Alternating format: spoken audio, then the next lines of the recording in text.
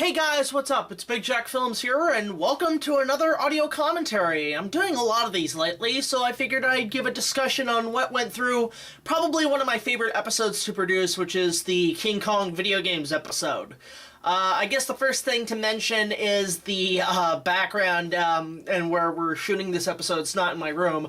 It's actually down in my basement where I keep all my video game stuff and everything. So, what pretty much went into this episode was the fact that I did want to cover the amount of Kong video games out there, and there were a few of them. During this episode, I did a lot of research in figuring out what games are out there and what's the whole history of it. I also wanted to cover the whole Universal versus Nintendo subject, and overall cover that. I think I wrote this episode basically around the time I was writing Season 3. It was around that time frame. I wrote all the episodes in one go when I was on vacation in Florida, or when I was, like, just basically writing away.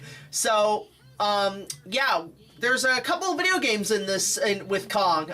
Surprisingly not many that are good. The only one I can think of that was really good was the Peter Jackson game. Okay, so this is a lot of people are probably wondering, how the hell did I get James Rolfe, aka the Angry Video Game Nerd, on this episode? Well, funny enough, I remember the first, I've met him a couple of times. James is honestly, like, a really nice guy to meet in person. Very soft-spoken, very, really engaged in conversations and everything. And basically the way this came out was, I met him a few times beforehand. One was at Con Bravo, and the other was at a convention in Niagara Falls, where it was when I was helping Doug and Brad get over the border, and I bumped into him and his wife, and he was really nice and everything. So the next time we met him, this is where it kind of gets interesting. So at the time I was starting up Season 3, I was basically putting out the episodes in March for the 85th, or not the 85th anniversary, but for, like, the Lost Kong projects.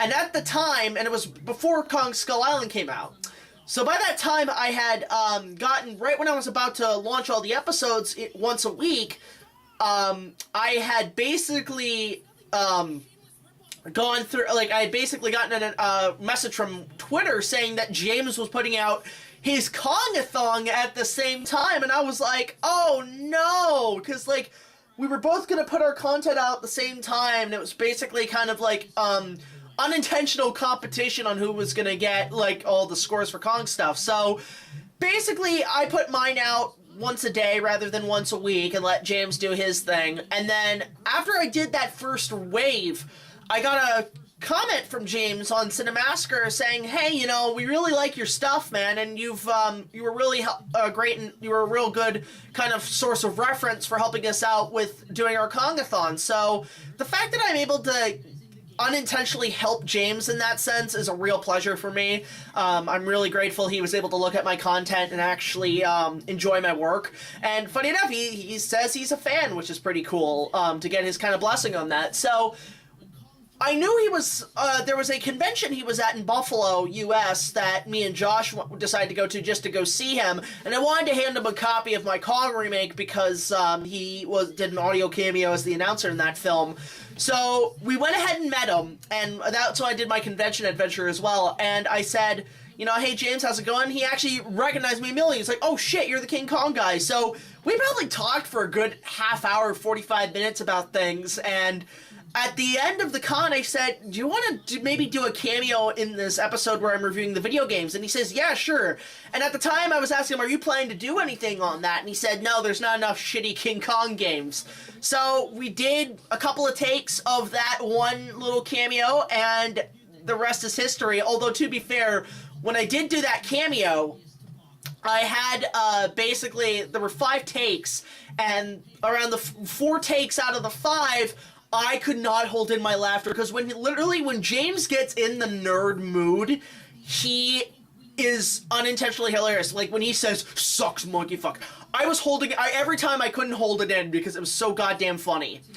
So yeah, so that's how James came about, and to this day, me and him have been keeping contact on email, and really nice guy, good to talk to once in a while.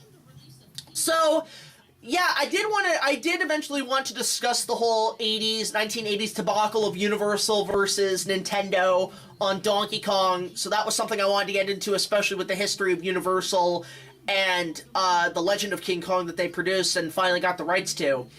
And yeah, when it came to the King Kong Lives video games, yeah, I love this. Okay, it's sad when the trailer for the Japanese version of King Kong Lives is better than the trailer we got, because the trailers we got were, like, garbage, and, like, this teaser trailer for the Japanese King Kong Lives is phenomenal. I love this trailer.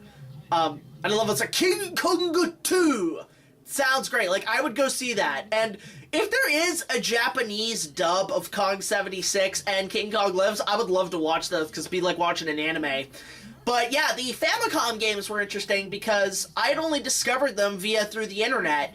And the thing is, when I played these games, I mostly played them via emulation, depending if I didn't own them. So most of the old school Kong games I had to play emulation, but in terms of whatchamacallit, the you know, Peter Jackson game and the Game Boy games, I had a couple of them. Primal Rage, Donkey Kong, I played those all myself with my home consoles, but they're great games. But these games, these early, like, King Kong Lives games, they're as good as the movie, but they're still not the best, in my opinion. But yeah, these games are just really weird. And I was surprised, like, I was playing this, I'm like, what the fuck is happening? Like, I guess Japan, they have a bunch of weird shit, but, like, this was just... I don't remember any of this from the movie, honestly. I felt like this was just, like they just had to rush this out. Which is a shame, because, like, a 16-bit Kong game would be amazing, in my opinion, or an 8-bit Kong game. And that's something I want to do a Let's Talk on sometime down the road. I do want to discuss, doing a segment on talking about a retro Kong game at some point. Now, if you notice, that's the mechanical hand we had in the back. We have just laying on the bed in the background, and my poster, of course, for the film, all that in the background. And yeah, just bear in mind, guys, this episode was very much nerd-inspired, AVGN-inspired, and when I was telling James about it, he actually gave his blessing on this episode, which is great, so... because he wasn't going to be doing a Kong game episode. Although I would love to work on him on something Kong related on his channel if he ever wants to. That'd be great. And yeah, there's like this is pretty much a Zelda clone. This is pretty much a Zelda clone, but with Kong and a bunch of weird shit. It's actually the same music, some of the same bosses. And then there's this game, the I forget what console this was on. It was like a computer Commodore kind of thing. But yeah, like oh god, yeah, the MSX, that's what it was. Again, this game was an emulated playthrough. I just basically played through it and then just record the footage. But yeah, this game's okay. I mean it's nothing special, but it's like it takes forever to get to Kong. But yeah, so like yeah, I obviously wanted to talk about the lawsuits and everything, and when you're doing an episode like this, it actually did... I had to do a lot of research on it. I had to research through the ton of Kong books I have, online forums, Wikipedia. I looked through everything, and there was a lot of history behind a lot of these games, and a lot of the history of Kong, and even some of them, like, that I actually discovered firsthand when doing research on this episode, and I had to quickly write them in. And yes, I know, guys, there is a game I forgot to do, which is the Kong the Animated Series video games on Game Boy Advance. I'm actually consider doing that as a separate episode, because I do eventually want to talk about more video games. Some of my favorite all-time games I wanted to discuss, like the original Star Wars Battlefront 2 and Aladdin on the Super Nintendo, which is hands down my favorite game of all time. But there's a part of me who wants to do more gaming episodes, because I think there's just, like, my opinion could be pretty valid in terms of these games. But yeah, so basically, yeah, there was a couple of games I did discover on here, which was, one of them was that, weird kind of Commodore game. I can't remember what it was, where, like, you fall to your death and your guts go over, but we'll discuss that later. And then this is where I get into Rampage, because I actually thought Rampage on NES was pretty solid. And yes, that's another episode that will be coming. I will be reviewing Rampage down the road, because a lot of people have requested me, and plus it's a giant gorilla, so hell yeah. But yeah, I love my basement. My basement's pretty cool. I have over 100 Super Nintendo games, as you can see there. But I also have a lot of VHSs and N64s and all kinds of stuff. And all the MGD beer stuff that you see all over the basement. It's because my dad worked on a lot of shows back in the 80s and 90s. Worked with like Paul McCartney, Pink Floyd's The Wall. Did a lot of shows like that, so he did a lot of the sponsored stuff, so like Pepsi, Coke, beer, MNG, a lot of that stuff was his department, so that's how you see a lot of that downstairs. And yeah, it's weird, because I did want to reference, like, anytime I can reference a small Kong spoof, like in the Curious George movie, when I can, I will, so that way it's pretty much covered. I'm not I'll be honest, like, I saw that Curious George movie in theaters, and it was so cringe-worthingly cute that I didn't know what to make of it. Like, I couldn't tell if it was good or bad. I mean, it's cringy in terms of how cute it is for kids, but it's good because it is cute. But it's really hard to debate if it's good or not. There is a part of me who wants to check out the N64 Rampage and see if it's any good, but where's the reboot of all that shit? Because that would be great. But yeah, at some point I will review the movie and discuss it, because there are a few things I want to say, because I actually thoroughly enjoyed it. Okay, this is the game that I actually discovered while I was doing research. I was just pretty much YouTubing and looking up all these different Kong games, and I discovered this game called King Kong's Revenge, which I guess could be the third title for the third De Laurentiis Kong movie, which would be funny. But yeah, this game's weird. This game's really weird. I mean, the controls, one thing I forgot to mention, controls are fucking terrible. Like, it's all keypad controls, but it's really hard to maneuver this game, and it just goes on forever. I don't know if you ever get to reach Kong himself. Oh, this actually gets a lot of good laughs. It's just like, how there's no sound in this game, and I just turned my head, because a lot of this episode was inspired by AVGN or JonTron and stuff like that, where I wanted to just go completely anger-filled or frustrated with all these games. So, actually, that Nintendo bag you see in the background, that was actually from when my mom went to Paris or Greece or whatever. And I guess they were selling Nintendo stuff at McDonald's, so she came back with a few things, and I just added them to my shelf. Yeah, why is there blood all over the walls? Is that from, like, previous people who tried to climb but failed? Because this game's honestly really disturbing to look at. Like, it looks all cartoony and nice, but oh god, it looks terrible. Like, and yeah, the Atari game is way better. The Atari game is a way better game. Yeah, and then this is where we get, like, this was, first watching this, I was disturbed, because, like, look at this. Jesus H. Christ on a pogo stick. That is fucked. And my reaction says it all. But yeah, so it was just, the game was just really hard to maneuver. I was playing all these on my laptop, so the lag was, like, really bad, because I can't afford a really good gaming computer. I think at some point I do want to get a gaming laptop to just maybe play some emulated games, or just do, like, editing on the go, because my laptop right now is not in the best condition. And then we have, yeah, Primal Rage. This is one of my favorite games on the Super Nintendo. See, why can't we get a King Kong game like this? Stop motion character graphics, and just make it like all the creatures on Skull Island. And there's a part of me who wants to find the arcade machine and see how it holds up compared to the original Kong, or the original Primal Rage Super Nintendo game. I want to also get it on Genesis to just compare. But yeah, like, Super Nintendo, hands down. My favorite console of all time. Some of my favorite nostalgic childhood memories was playing that console at my cousin's place. So, like, Aladdin and the Itchy and Scratchy games, Super Mario World, Donkey Kong Country. Some great memories playing that console. And I'm more Super Nintendo than Genesis. I hate to say it, guys. I know Josh is probably pissing his pants, like, you hate Genesis. Like, I don't hate Genesis. It's just, like, I find it's, like, the sound quality is worse than the Super Nintendo. But yeah, like, where's the revival of this game? Like, we got Killer Instinct, Mortal Kombat. Can we please, at some point, get a new revival game series based on Primal Rage? I don't know if they ever did a sequel, but yeah, like, to do a redo of Primal Rage would be amazing on, like, especially the new consoles, would be fantastic. I think that would be a good idea to go with for a game. Yeah, I always found that confusing. Why is the T-Rex named Sauron?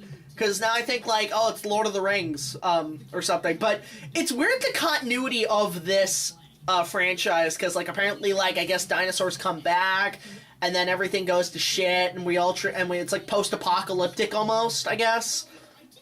And yeah, the Sega Game Gear version is fucking shit. Actually, funny enough, I got that Sega Game Gear at, like, a garage, at Value Village for, like, $3, and it didn't come with anything.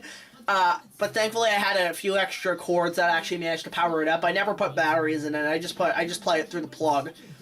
But yeah, this is garbage. I don't know how, like, did they ever release it on I think they released it on Game Boy, but I'm curious to see how bad that is. But yeah, and in terms of Donkey Kong Country, that is hands down one of my favorite games of all time. The original, I consider the original trilogy as a whole a solid set of games that I would put in a category. There's some of my favorites.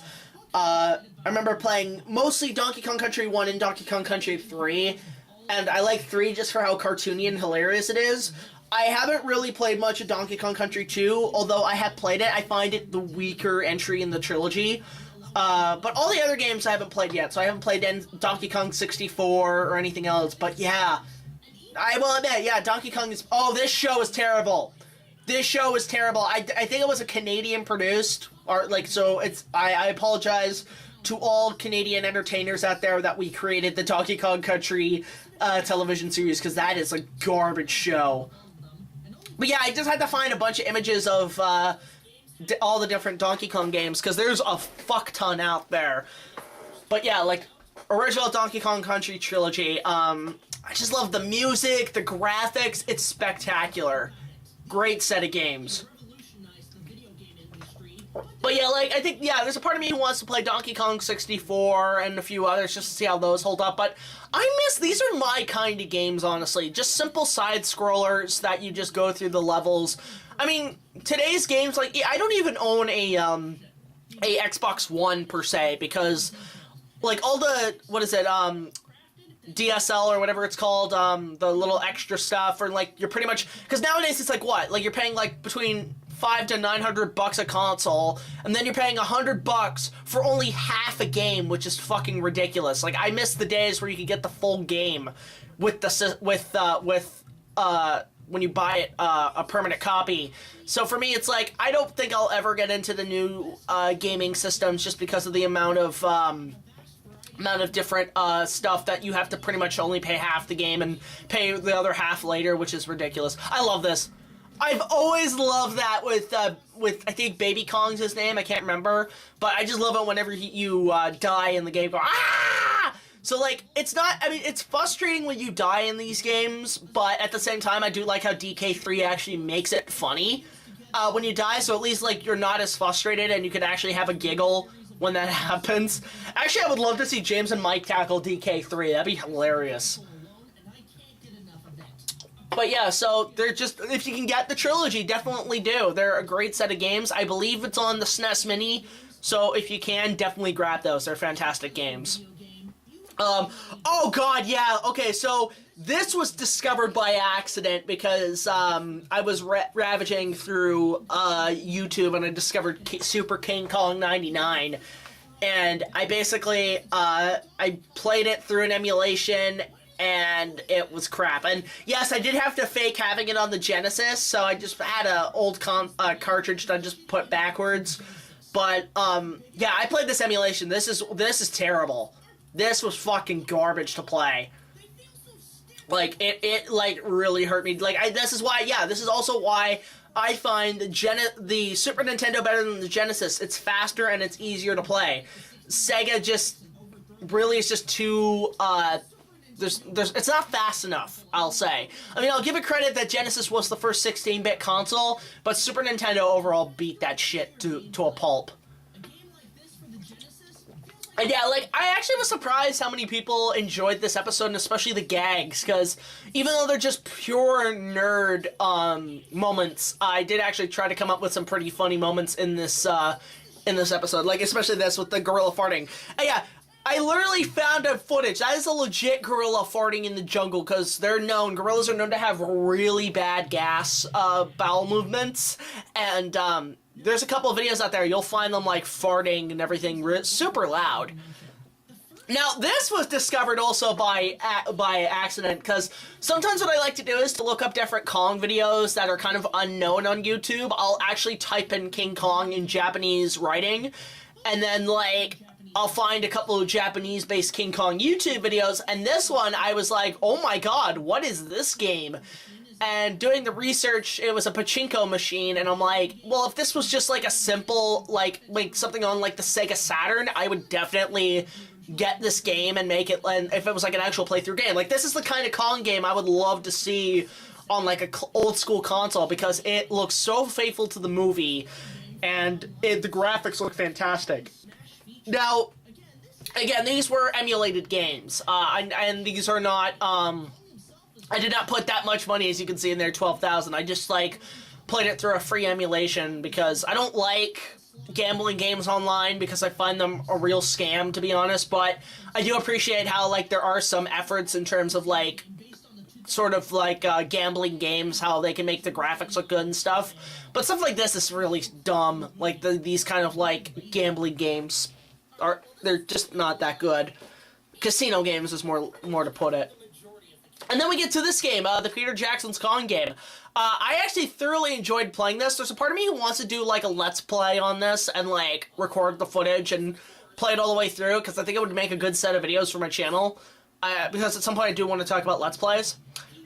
But yeah, like, I mostly played it. It's funny, because I first played it on the original Xbox, but then after I pretty much finished playing, I actually eventually did get it on the 360, and I wanted to play it on the 360 because I think the graphics are a little better, and it was more made for that console than any other, because I feel like this was pretty much a launch title for the 360. And yeah, I remember back in the day when the Xbox 360 was first launched in 2005, I remember going to Best Buy and going to Toys R Us, and they had this game on display, and I remember playing it a lot. It was right at the time the movie came out. It was, you know, a cold Christmas, and I remember just going there shopping and just, like, playing the game on demo. I thought, that was a pretty cool looking game. So, maybe at some point I'll do a gameplay retrospective on it, because there is a few things I want to discuss and actually just show me playing games, because, you know, everybody gets into the gaming world on YouTube nowadays. And I actually really do appreciate they actually got the voice actors to come in and be in the game. Like, honestly, Peter Jackson movie-based games are actually pretty solid. I find, like, one of my favorite games is Return of the King for Xbox, because out of all the Rings games I played, that's my personal favorite. It took me a year to beat. It was before I knew about cheat codes, so I would play the game hardcore. I wouldn't, like, have memory slots or anything. So, for me, Return of the King on Xbox is one of my favorite games. It's a fun, just adventure game. You get to go beat up bad guys as the Fellowship. Great game. Definitely check it out. And this game, yeah, I do like this game. Although, is it me? Because honestly, I feel like what they did is that they were developing this game, obviously, at the time of 2005. But I think what happened is if you guys don't know, Kong's design changed drastically from the first trailer to the final film, and I guess they had to deal with just the model they had at the time. They couldn't go back and change it, which is fine, because this game is honestly just kind of more of a spin-off what-if to the film, because it's more of an expansion of the movie than it is the film itself, because there's a lot of stuff in here that doesn't happen in the movie. And, yeah, there's a lot of changes from the game to the film. It feels like this was based on an early draft that Jackson put out, maybe. That's my guess. And if you guys don't know, when Jack gets knocked out and at the sacrifice scene, I use that bit in the game for my film, because I felt like it would have been a little better to make the pacing of the film go faster when I was writing.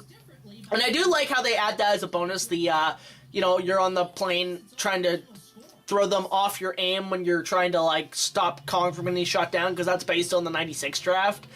Actually, hell, it would have been great if they made a King Kong 1996 video game, like, based on the 96 draft that was supposed to come out. And yeah, not many people know this, but Howard Shore was supposed to do the score for Kong, and there was a rare lost production diary when he was doing the score, and then all of a sudden the next week, I guess he and Jackson had a fallout, and Jackson quickly replaced him with James Newton Howard.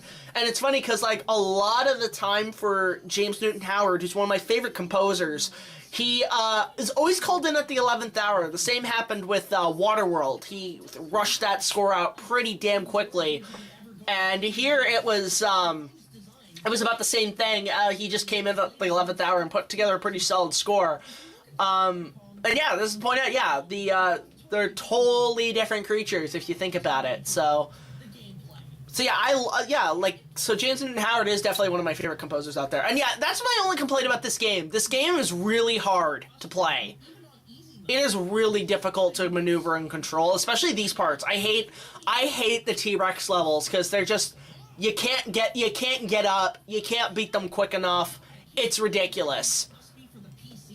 So, okay, that joke came around because, like, I remember a long time ago, when I was editing Kong and everything, I was starting to have computer troubles, so I posted a picture of that, just kind of this kid kind of clicking on the computer and it's not working, and then he becomes a gorilla and just smashes it. So I've always wanted to use that in a joke for my reviews, which is great.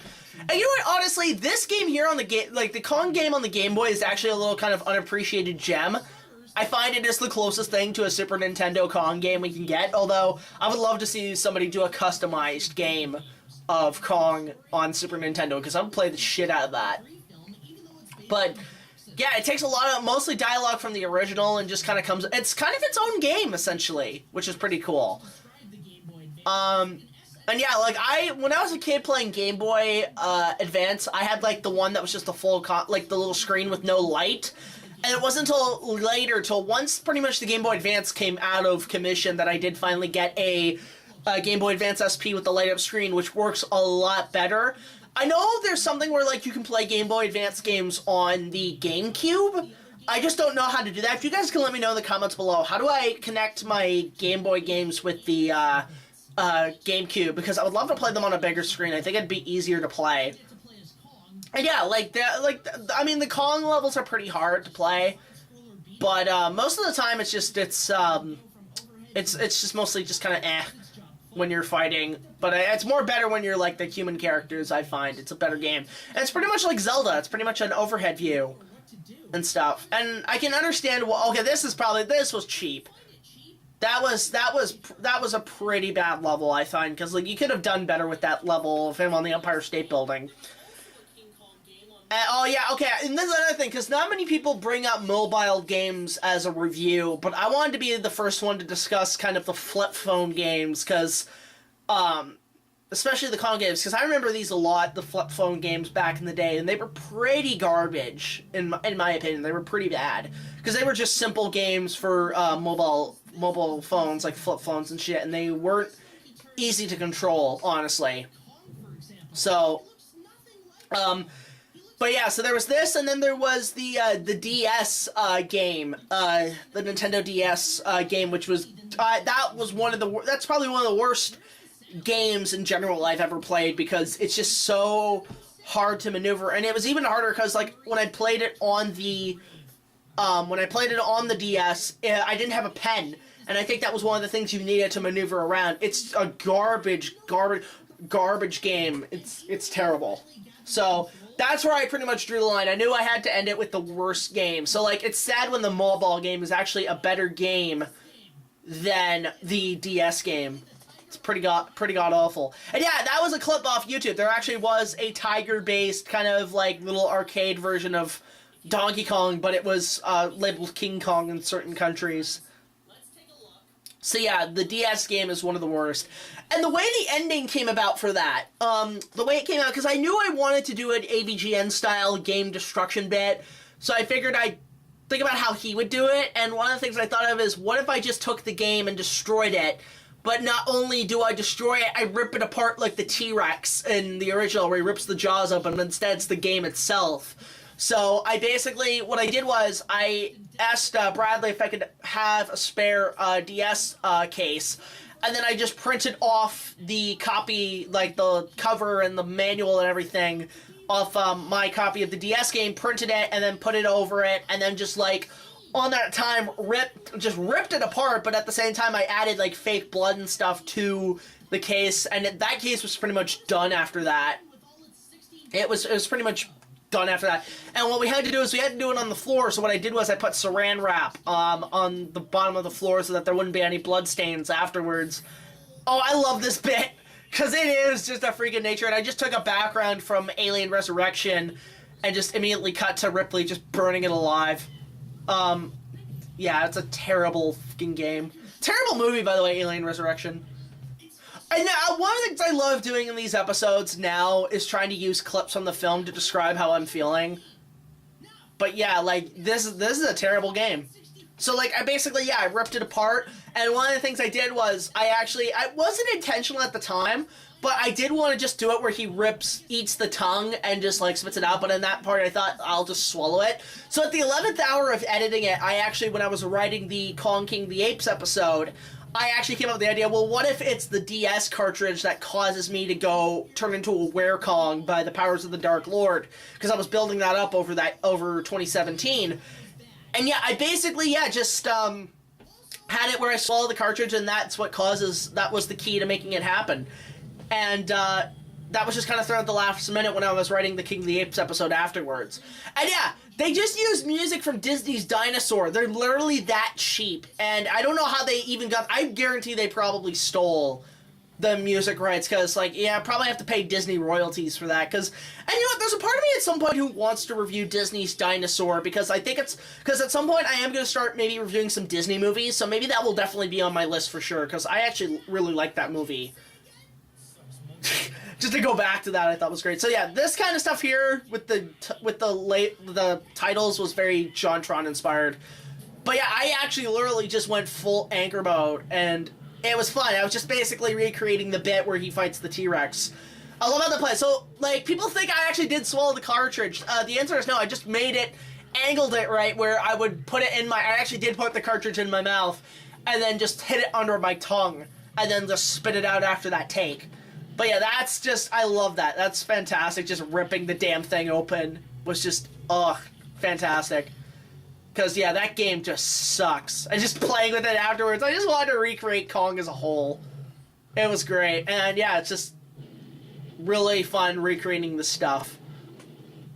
But, yeah, so that's... Overall, like, playing these games were actually pretty solid, were pretty fun to play, even though some of them were really bad. And this was pretty much the start of me finally reviewing games on the show, because there's a part of me who wants to talk about them more. I think technically the first time I discussed video games was in the Jurassic Park reviews, but the first time playing anything was the E.T. Review, where I reviewed the Atari game and the PS1 game. But, yeah, if you can get your hands on the Jackson game, definitely do. It's a fun game to look over. So... yeah, I just wanted to set this up because I knew this was coming, watching Kong King of the Apes, so I knew I wanted to end this episode right, where I just, like, pretty much lose my shit knowing what's next. And, I love how it just pretty much it's me as Baby Kong from Donkey Kong Country 3. That actually, for a lot of people, got people to laugh really hard. So, this was all great, just setting that up for the next episode. I like doing that occasionally, setting up the next episode. Oh, that's all fun and dandy. So yeah, I overall enjoyed making this episode. It was a fun time, and yeah, one more thing. This post-credit scene was actually pretty much put on at the 11th hour. I shot this right before the sun went down and kind of tinted down the camera to make it look like it was nighttime. I do like doing nighttime stuff, actually. It's pretty fun. But yeah, it was just more to set up what's going to happen next and where it leads into in terms of not only the Kong reviews, but the show itself, of this curse that happens to me in the following episode. Which we are planning to do a fanfiction story also at some point discussing that. And okay, I will admit, that is a real heart. I just took some footage of heart surgery and just put that in there. But yeah, guys, I hope you enjoyed this episode. Let us know what you thought in the comments below. And so until the next video, be sure to like, comment, subscribe, and I will see you guys later. This is BigJackFilms, signing off.